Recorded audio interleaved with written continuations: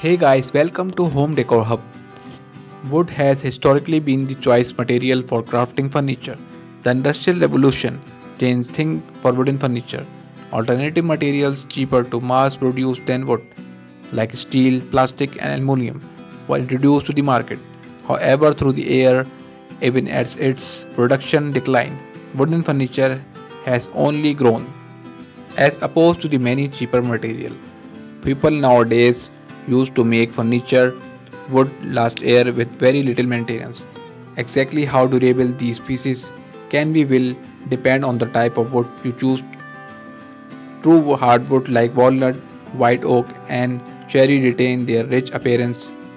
Well-made wooden furniture crafted from hardwoods can last generations despite heavy use. Softwoods like pine and cedar are most common because softwood trees take less time to grow and than hardwood.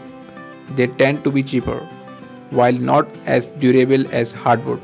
Wooden furniture made from softwood tend to grow in character over time. Scratches and marking made in the furniture give the wood a rustic, shabby, chic feel.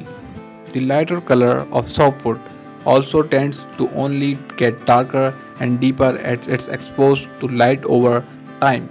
This more rich look extends the longevity of softwood pieces, making newer pieces an investment worth waiting for. No matter what type you choose, wood remains far and away the most durable material out there.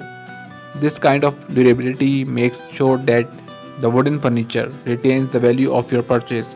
If you ever want to sell a piece down the road, the market for wooden furniture has only broadened as the years have gone on. Not only is wooden furniture extremely durable, it's also easy to maintain. Cleaning wood is usually as simple as regularly dusting. Spills and oversticking masses can be cleaned with a wet microfiber cloth. It is as simple as that. If you treat your wood well, you will never have to worry about maintenance past the occasional dusting.